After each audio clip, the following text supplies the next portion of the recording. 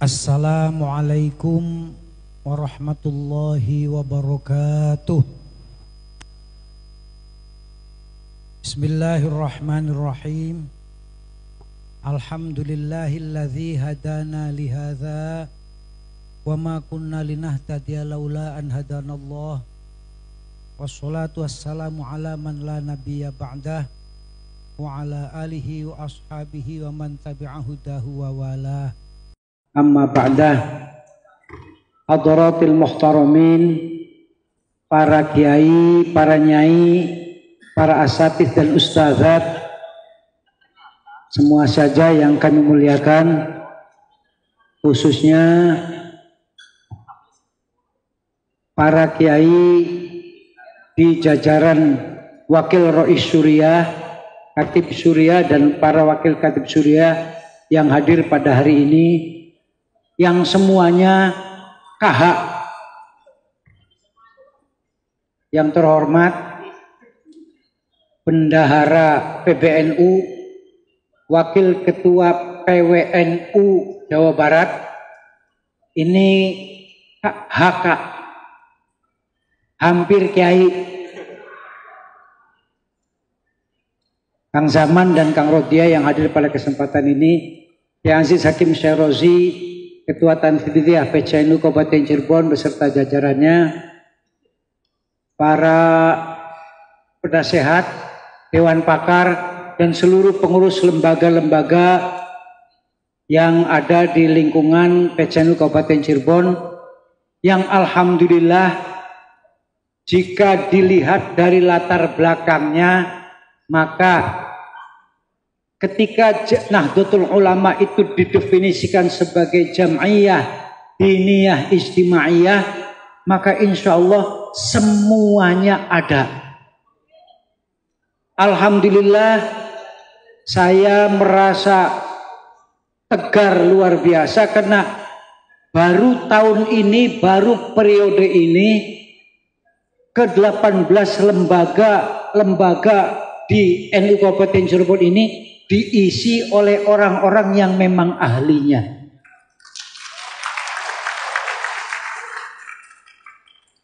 Sebagai contoh saja, di lembaga perguruan tinggi Nahdlatul Ulama Kabupaten Cirebon setidaknya ada 3 rektor perguruan tinggi di sana. Belum lagi yang tadi Kiai Aziz sampaikan, ada beberapa kepala dinas yang tadi saya sepakat itu, Kiai Aziz mengajak semuanya seperti itu. Nanti Rois Suriah itu tinggal batuk saja selesai. Ketika sudah terjalin seperti itu, sama ngertinya luar biasa NU Kabupaten Cirebon ini. Sebab apa yang tidak punya kita ini? Hanya terus terang saja, di samping optimisme yang tadi saya sampaikan, ada juga catatan yang kiranya cukup mengganggu kalau kemudian tidak bisa disikapi secara bijaksana. Potensi-potensi yang sangat luar biasa saat tadi kira-kira oleh lembaga-lembaga bisa dimanfaatkan secara maksimal. Jangan sampai untuk menembak burung saja pakai senjata M16, apalagi pakai tank baja. Lembaga perguruan tinggi rektornya 3, sementara perguruan tingginya tidak dimiliki. Ini kan sama saja nembak manuk dengan tank baja. Yang pasti para hadirin semua yang saya muliakan, hari ini kita berada di sini, kita menjadi terhormat, yakin kita semua menjadi terhormat karena kita menjadi orang-orang yang akan khidmah kepada jam'iyah Nahdlatul Ulama. Jam'iyah yang saya yakini diridhoi Allah Subhanahu wa taala, didirikan oleh para wali Allah Subhanahu wa taala. Gampangannya seperti ini, hadirin yang saya muliakan, kalau NU itu tidak didirikan oleh para wali, yakin beberapa tahun yang lalu sudah pasti habis. Sebab ketidaknyamanan, ketidakenakan model apapun pernah ditimpakan kepada Nahdlatul Ulama. Dulu Nahdlatul Ulama sering disebut sebagai Langwir, pemadam kebakaran. Ketika kehidupan bernegara macet, Nahdlatul Ulama menjadi tukang dorong mobil mogok. Apakah kemudian Nahdlatul Ulama ini luar biasanya dorong mobil mogok, bukan cuma setelah mobilnya jalan ditinggal saja, mobilnya jalan muter nabrak yang dorongnya itu tadi. Tapi pernahkah kemudian Nahdlatul Ulama berkecil hati? Malah ketika menjadi tukang dorong mobil mogok, Nahdlatul Ulama dengan bangga menyebutkan apakah hina, apakah rendah menjadi tukang dorong mobil mogok di negeri Indonesia ini. Itu mental Nahdlatul Ulama. Yang saya sampaikan tadi adalah sesungguhnya dialog yang terjadi antara Hadratul Muhtaram Haji Mustafa Bisri, Mustasyar PBNU dengan Al-Maghfurlah Kiai Abdurrahman Wahid, yang dengan tegar Gus Dur menyebut bahwa tidak ada hina bagi Nahdlatul Ulama meskipun harus mendorong mobil mogok. Hadirin yang saya muliakan, pada kesempatan ini juga perkenankan saya menyampaikan selamat kepada semua saja yang telah dilantik menjadi pengurus. Saya sekali lagi merasa yakin bahwa kepengurusan Nahdlatul Ulama di Kabupaten Cirebon insya Allah akan lebih bermanfaat, akan lebih maslahat ketimbang yang sudah. Amin. Selanjutnya pada kesempatan yang berbagi ini juga, karena semua kita yang ada di sini adalah kader-kader Nahdlatul Ulama yang juga menjadi pengurus Nahdlatul Ulama. Yang tadi saya sepakat dengan Ketua Tanfidiyah, pengurus Nahdlatul Ulama itu tidak perlu dibedakan jadi pengurus ranting kah, MWC kah, PC kah, PW kah, PB kah, lembaga-lembaga kah, semuanya khidmah kepada Nahdlatul Ulama. Sama-sama SK-nya tidak bisa dibawa ke bank. Walaupun ditunggu, SK-nya ditunggu, tapi begitu setelah diterima tadi, diserahkan dari Ketua Tanfidiyah, saya yakin tidak akan ada yang bakal membawa ke BJB umpamanya. Pada kesempatan yang berbahagia ini, saya ingin mensipir, mengungkap kembali apa yang dulu pernah disampaikan oleh Al-Maghfurlah Kiai Haji Ali Maksum. Beliau adalah salah seorang Rois Syuriah, pengurus besar Nahdlatul Ulama, yang ini luar biasanya di NU ini. Kiai Ali Maksum itu terpilih menjadi Rois Am ketika Muktamar NU berlangsung di Pondok Pesantren Krapyak, Yogyakarta.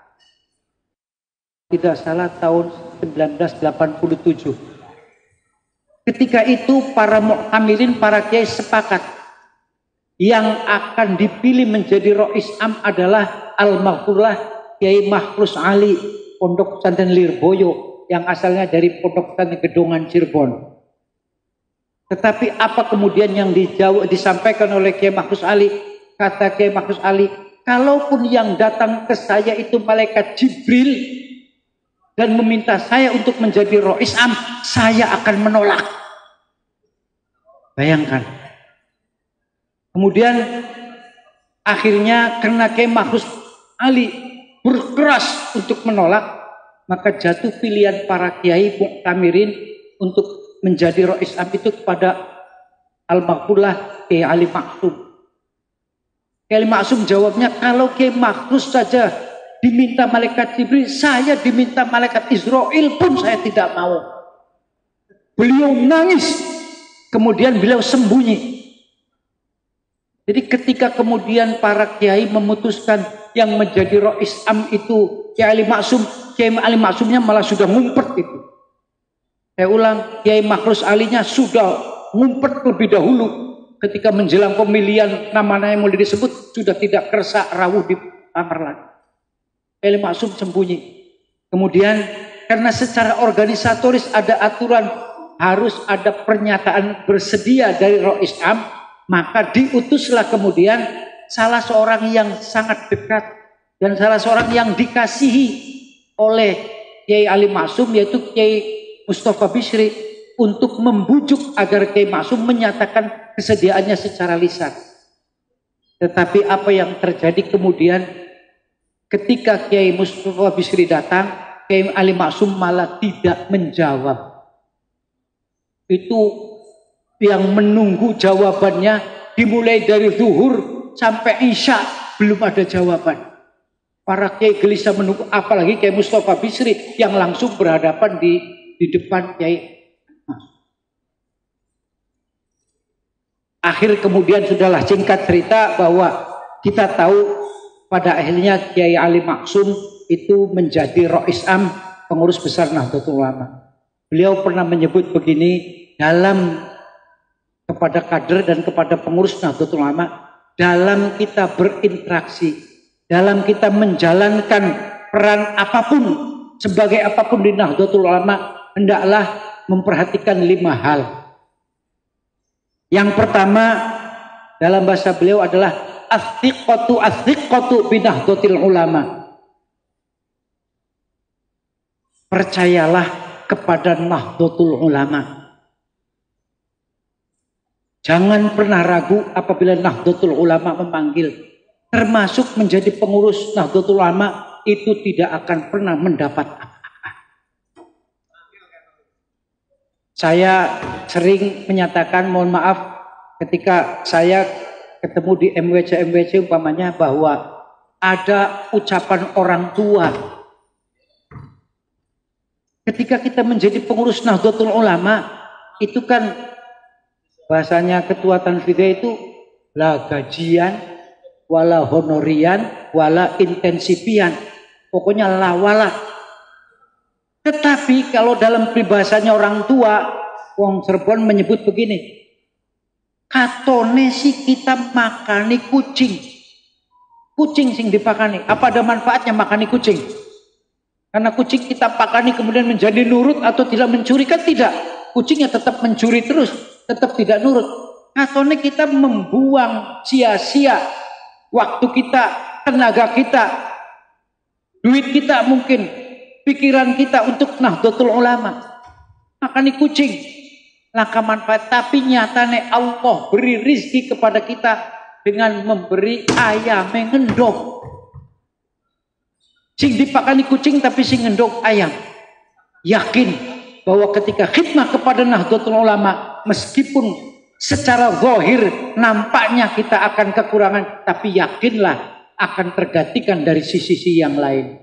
Ini yang dimaksud dengan as-thiqatu binahdlatil ulama. Kemudian yang kedua, al-ma'rifatu wal itqanu binahdlatil ulama. Hendaklah sebagai kader dan pengurus Nahdlatul Ulama kita mengetahui Nahdlatul Ulama dan sungguh-sungguh dengan Nahdlatul Ulama. Saya mohon maaf ketika di pelantikan pengurus cabang dulu menyebutkan, jangan pernah punya pikiran menjadi pengurus Nahdlatul Ulama itu akan memperbaiki Nahdlatul Ulama. Hebat. Tapi sebaliknya, berpikirlah dan berikhtiarlah, dengan menjadi pengurus Nahdlatul Ulama sesungguhnya kita sedang memperbaiki diri kita sendiri. Kemudian yang ketiga, kata panjenengane Ki Ali, Mbak Ali Maksum, al-amalu bi ta'limin Nahdlatul Ulama. Sebagai kader, sebagai pengurus Nahdlatul Ulama, keharusan kita adalah mempraktikkan ajaran-ajaran Nahdlatul Ulama. Untuk soal ini hadirin saya muliakan, sekarang ini kita memasuki abad kedua Nahdlatul Ulama. Satu hal yang bisa kita ambil sebagai bagian dari ajaran Nahdlatul Ulama yang mestinya kita pahami adalah apa yang diputuskan oleh para ulama di Surabaya beberapa hari yang lalu sebelum peringatan 1 abad Nahdlatul Ulama di Sidoarjo. Ketika ada muktamar internasional fikih peradaban, di mana salah satu kesimpulannya adalah bahwa terkait dengan kutubut turah, ini dalam bahasa saya mohon maaf, terkait dengan kutubut turah yang selama ini menjadi sumber rujukan Nahdlatul Ta'alimun Nahdlatul Ulama, Ma'alimun Nahdlatul Ulama itu sekarang ada pandangan, ada beberapa pandangan, ada beberapa teori yang kemudian mesti diterjemahkan secara progresif. Karena itu Nahdlatul Ulama kemarin itu menegaskan bahwa keinginan-keinginan sebagian umat Islam dimanapun di dunia ini untuk kembali mempersatukan umat Islam seluruh dunia ke dalam satu negara, itu adalah keinginan yang sudah diperhatikan oleh konsep-konsep yang lebih rasional. Sebab sekarang ini tidak mungkin lagi menjadi khilafah Islamiyah. Ini artinya sesungguhnya bukan cuma pandangan soal negara menolak khilafah saja, tetapi implikasi dari pernyataan ini sungguh banyak. Paling tidak saya memahami apa yang menjadi keputusan para ulama Nahdlatul Ulama kemarin itu adalah memperkuat apa yang selama ini menjadi ajaran-ajaran Nahdlatul Ulama, atau dalam bahasa lain adalah paham Islam Nusantara. Di mana salah satunya ketika ada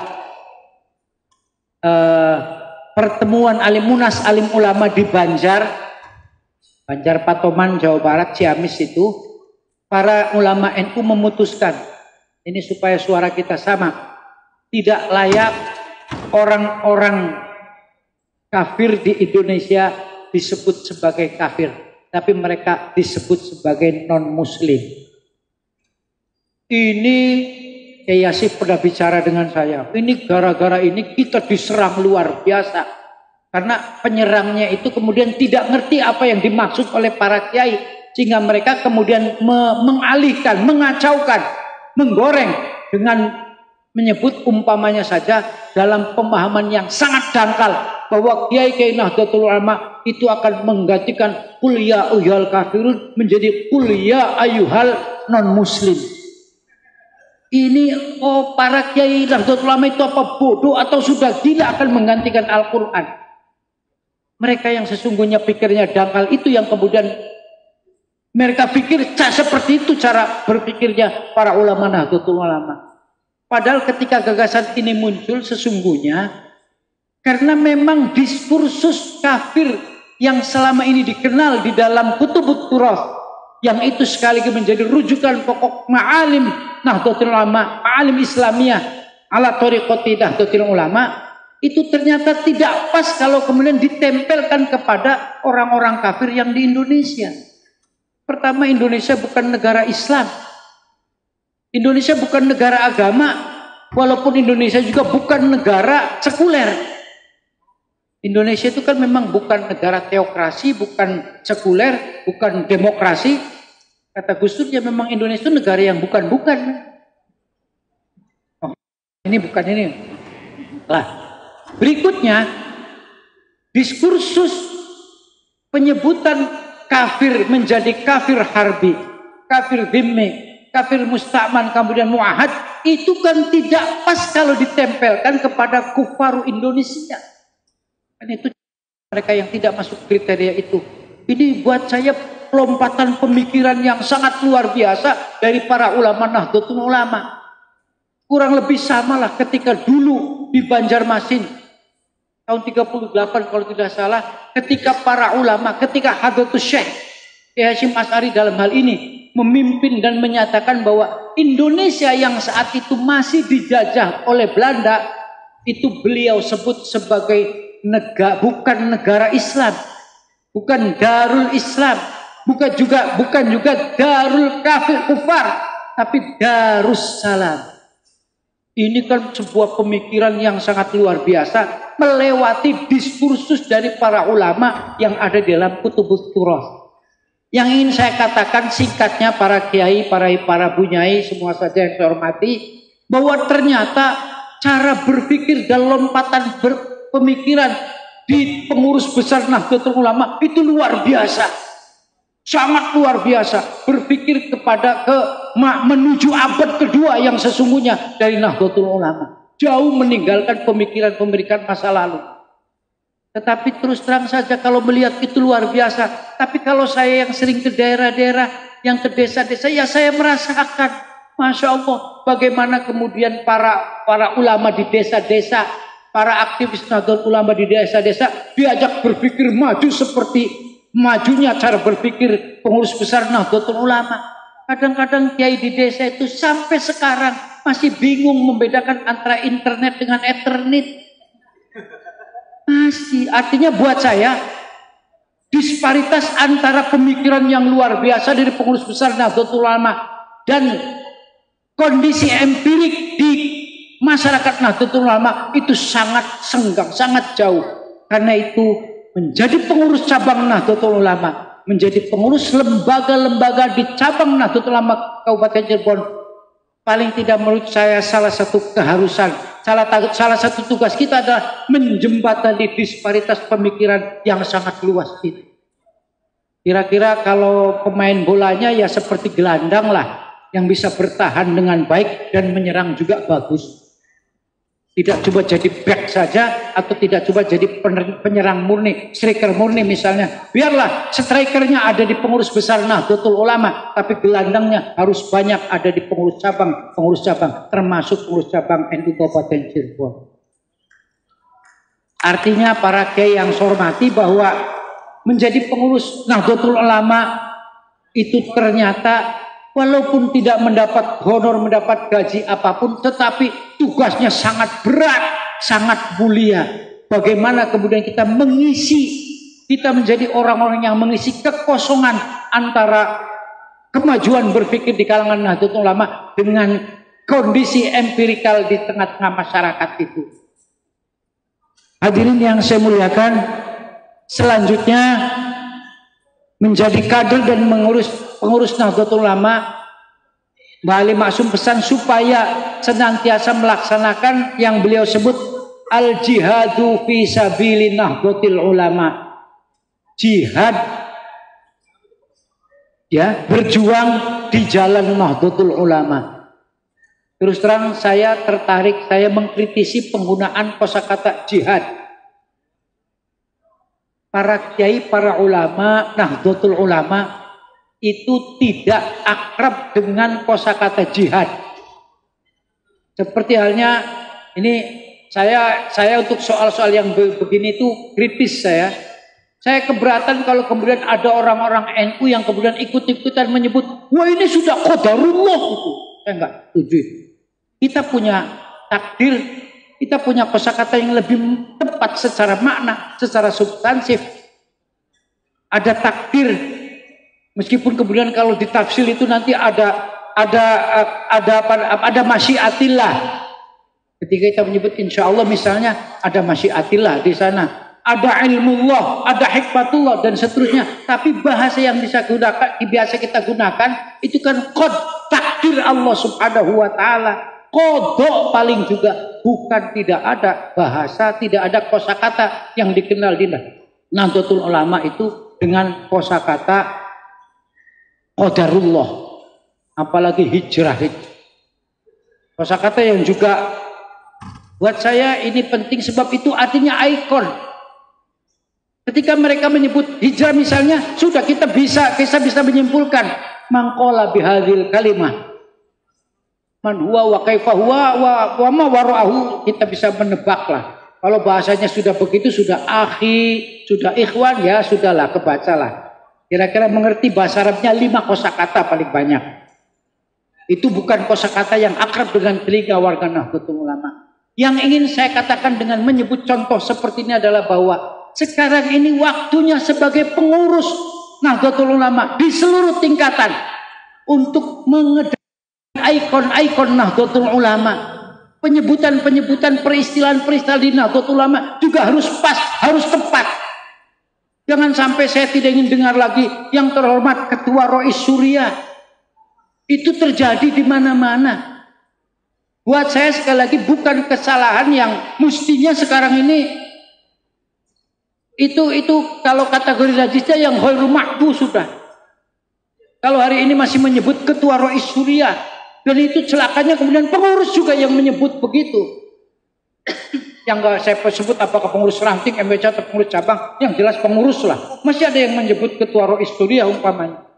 Sekali lagi buat saya ini beberapa hal-hal kecil yang nampaknya seperti ini, tapi sesungguhnya manakala secara konsisten kita selalu gunakan, yakin Nahdlatul Ulamaan kita akan tambah kuat. Semakin hari kita akan merasa semakin lekat, semakin menyatu dengan Nahdlatul Ulama.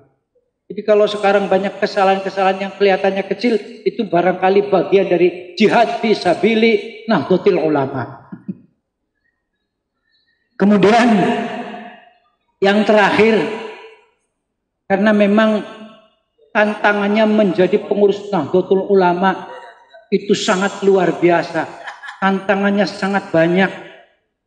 Apalagi medsos. Masya Allah. Medsosnya luar biasa. IT luar biasa. Ya terus terang saja kalau orang seperti saya susah untuk bersaing dengan anak-anak muda. Oh, baru mencoba memahami sedikit, anak muda sudah ganti lagi nanti. Saya mencoba memahami sedikit-sedikit bagaimana Instagram, bagaimana TikTok, bagaimana WA. Anak muda sudah ganti lagi. Ada pandangan dari anak muda katanya, dari mana datangnya cinta? Kalau dulu saya jawabnya ya dari mata turun ke hati. Tapi ternyata anak muda dengan Instagramnya sekarang itu menjawab, dari mana datangnya cinta? Itu dari TikTok turun ke WA. Kemudian dilanjutkan, kapankah datangnya kecewa? Datangnya kecewa adalah ketika ketemu aslinya.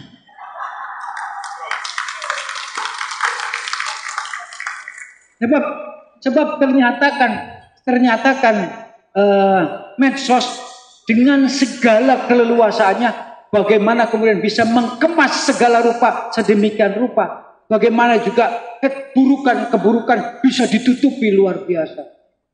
Kalau bahasanya LDNU lah mubalik kayak Pak Zuhri ini, Pak Ahmad Zuhri ini, orang ini gambarnya sih luar biasa, wajahnya glowing. Roy Surya ngerti glowing. Kalau Surya di MWC-nya kadang-kadang lebih hebat lagi, ngomongnya rebonding luar biasa. Arab jamaah tolong jamaah ya, anu barisannya di rebonding. Oleh dadak takon rebonding ku apa? Ari rebonding ku kiai artinya dilempengaken. Jadi bakal jamaah ku dilempeng jamaah rebonding dinginnya. Luar biasa itu majunya. Para kiai yang saya hormati, yang saya ingin saya katakan dengan begitu adalah bahwa betapa kemudian kemungkinan pembelokan, penyelewengan ma'alim Nahdlatul Ulama itu kemudian dilakukan oleh orang lain dan dipercaya oleh keluarga kita. Karena itu waktunya sekali lagi kita jihad fisabilillah Nahdlatul Ulama.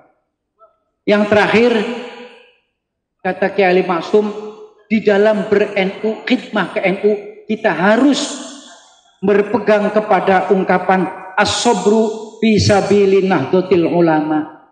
Sabar. Ini kalau saya ceritakan betapa kemudian pengalaman politik Nahdlatul Ulama. Saya mencatat begini para kiai yang saya hormati. Hari ini kita memang Nahdlatul Ulama berusia 1 abad, 100 tahun. Bukan waktu yang sebentar. Tetapi jika kita kritisi perjalanan sejarah Nahdlatul Ulama, itu kan ada fase di mana Nahdlatul Ulama menjadi partai politik. Tahun 30 sampai tahun 84. Itu kan lebih dari separuh umur Nahdlatul Ulama habis di dunia politik. Ya namanya politik, kalau menang sih berteng-teng iya. Gagah, tapi bakal kalah. Diinjek-injek terus, dihabisi terus.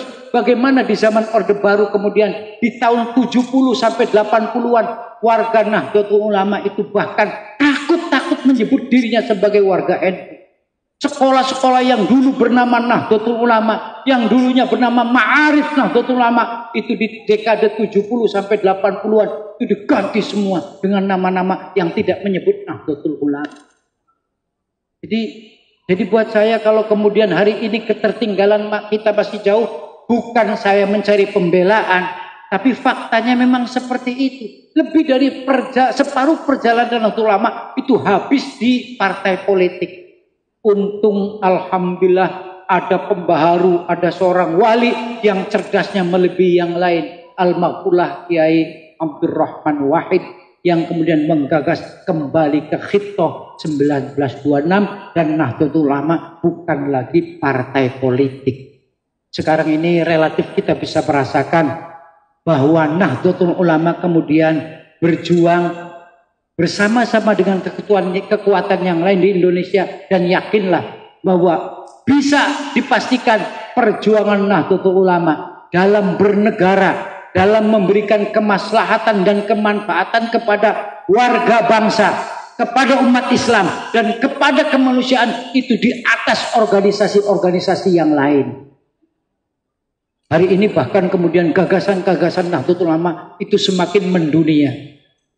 Sedikit saja saya ambil contoh bahwa di Al-Azhar Asy-Syarif, perguruan tinggi yang menjadi rujukan wacana keagamaan dunia, terutama untuk aliran Sunni, Al-Azhar Asy-Syarif, itu ternyata diskursus keislaman sekarang yang paling menjadi arus utama di kalangan mereka adalah Islam wasatiyah. Islam wasatiyah itu artinya apa? Kalau dalam bahasa kita adalah Islamnya Nahdlatul Ulama. Jadi jangan khawatir Azhar PNU. Insya Allah dunia pemilikan keislaman itu sekarang sudah didominasi oleh Islam wasatiyah. Yang kemudian dalam prakteknya pilar-pilarnya itu adalah tasamuh, tawazun, tawasud, dan i'tidal. Yang kadang-kadang oleh orang NU-nya sendiri masih salah diucapkan ini. Tawasud menjadi takwasud. Ada tawazun jadi takwazun. Terus tasamuh disebutnya taksamuh. Wah, kalau sebutannya begini kata saya berikutnya tak keplak kata saya. Sekali lagi yang ingin saya katakan menyebut contoh pahit ini adalah bahwa ternyata ada banyak istilah-istilah Nahdlatul Ulama yang itu mestinya menjadi milik kita. Kemudian sekarang ini seperti asing kita ketika kita sebutkan. Karena itu sekali lagi bersabar, kata bahasanya Kiai Ali Maksum ini, bersabar di jalan Nahdlatul Ulama. Tentu saja pemahamannya, pengertiannya salah satunya adalah ketika menjadi pengurus Nahdlatul Ulama butuh kesabaran lebih dibanding ketika tidak menjadi pengurus Nahdlatul Ulama. Hadirin yang kami muliakan, ini yang bisa saya sampaikan. Mudah-mudahan masing-masing kita di masa-masa yang akan datang jauh lebih baik ketimbang yang sudah ketika kita khidmah kepada Nahdlatul Ulama. Nahdlatul Ulama mudah-mudahan lebih memberikan maslahat dan manfaat melebihi 100 abad yang lalu. Dan bersyukur kita menjadi orang-orang yang mendapatkan 1 abad pertama Nahdlatul Ulama. Sebab hampir bisa dipastikan kita yang hari ini mendapati 1 abad pertama Nahdlatul Ulama itu sulit kemungkinannya untuk mendapatkan abad kedua Nahdlatul Ulama. Kecuali kalau betah ya mangga. Mohon maaf, mudah-mudahan manfaat. Wallahul muwaffiq ila aqwamit thoriq. Assalamualaikum warahmatullahi wabarakatuh.